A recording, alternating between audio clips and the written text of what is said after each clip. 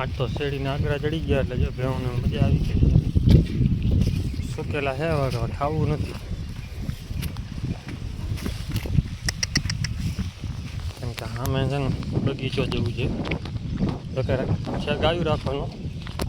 ઝાડવા વાવી દીધા ને એટલે રૂપારો નજારો લાગે. પછી ભાગવાનું જ કરવું છે, ખાવું નથી.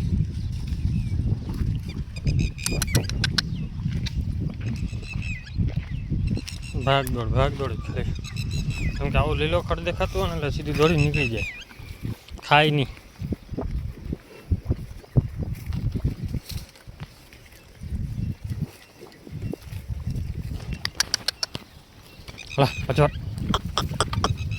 પાછો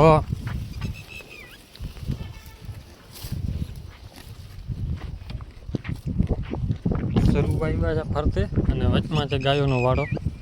જો કે અત્યારે નથી બાંધતા તડકાની હિસાબે, શિયાળામાં અને ચોમાસામાં બાંધીએ ગાય કેમ કે ટાઢ ન પડે. ઝાડવા હોય ને ફરતે ટાઢ ન પડે. બસ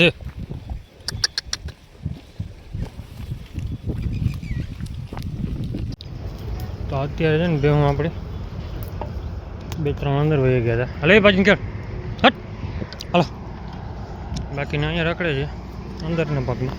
હાલો હાલો અરે નીકળામ. અંદર કેટલા ગરી ગયા નહીં કંઈ ખબર નહીં પડતી, દેખાતા નથી કે એમના. હા કૃષ્ણ પાછી અત્યારે એમ ભેહું બધી અંદર છે. આપણે રાખવા આવ્યા હતા. હલો આગળ આગળ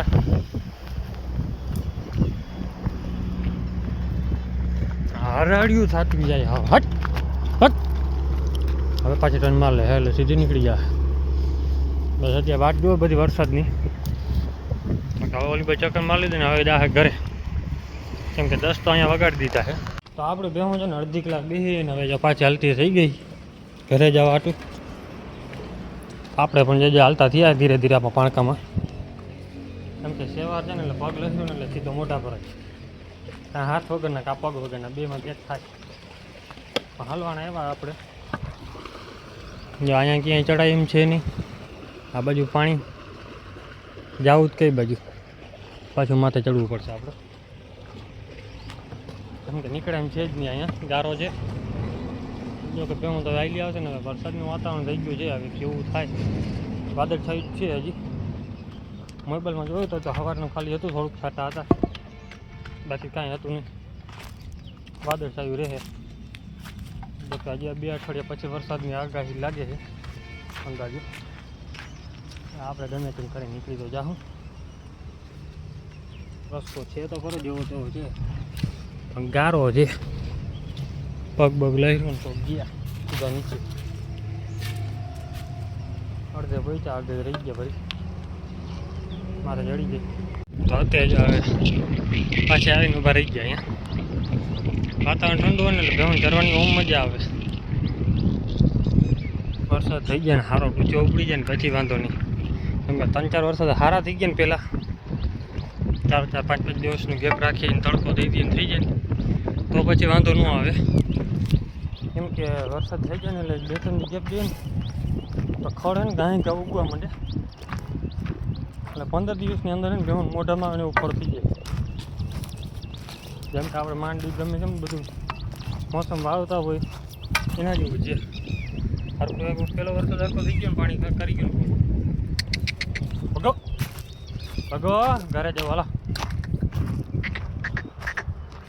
તો એ વરસાદ પછી વાંધો ન આવે તો કે સારો થાય તો જ ફાયદો રહે. બાકી 4 છાંટા નાખીને ગયો ને પાછો આવ્યો નહીં દર્દી એટલે ખડ વીગો હોય ને એ બધું મરી જાય. બીજું એક આઈડિયો જે આપણે ભેગું જતા હતા ને એ ભાઈએ કીધું ત્યાં શેરડીની પતરી પડી છે ને તમારે લઈ જવાય. જ્યાં જ્યાં વધારાનું જે ખડ થતું હોય ને ત્યાં તમે આઈડિયો કરી શકો. જો કોઈનો સ્ટોક પડ્યો હોય ને તો તમને એક આઈડિયો દઉં કે કુવાડીઓ જ્યાં આપણે થઈ પડ્યો છે ને જ્યાં જ્યાં ફૂલ કુવાડીઓ થઈ પડે એ કુવાડિયા ભાગવાળો હોય ને જેટલો ખડો હોય ને કુવાડિયાવાળો એના માથે છે ને આ પતરી એને ખાલી પાથરી નાખવાની. આછી આછી એને બધી પાથરી અને વરસાદ થઈ જાય ને 1-2 વરસાદ થઈ જાય ને પછી કોળ એવું લાગે ને થોડું કોમ્પાર હટાડીને જોવાનું કોળ ઉગી ગયો છે. બારે નજીક નીકળ્યું નથી એટલે બીજો ફળ થવા માંડ્યો એટલે વાંધો નથી. ત્યાં છે ને પતરી જો 4-5 દિવસ વરસાદ ગેપ દઈ દે ને હા ફૂંકાઈ જાય ને પછી દિવાસળી મારી દેવાય. દિવાસળી મારી દેવાથી ફાયદો એ થાય કે કોળિયા માથે પાંદડું બધું ઉગો ને બધું બરી જાય. ખડ ભલે એકવાર બરી જાય એ જોવાનું ન હોય, કેમ કે આમાં ફાયદો આપણે થતો હોય એવું ફાયદો કરી શકાય. જો કે આપણે અહીંયા કુવાડીઓ થઈ પડ્યો છે. હવે આ જડીએ જ ખાલી ઊભા છે. આને હું અત્યારે હલકાવી દઈશ ને મને કાંઈ ફાયદો નહીં થાય એમાં જરાય, કેમ કે આ બી હલક છે, હલકી જાય 4 છાંટા પડશે ને એટલે ઉગી જાય. કેમ કે બી મરતું નથી, કઠણ બહુ આવે એટલે માથે તમે હલકાવી નાખો તો કાંઈ ફેર પડતો નથી. આને ઘીની બી પાછું તમે વાવી નાખો એટલે ઉગી જાય. કેમ કે કાંઈ ફાયદાકારક નથી. ફાયદાકારક હોય તો અત્યારે આ થવાય ન દીધો હોય, માણસ તે લૂંટવા પડ્યા હોય.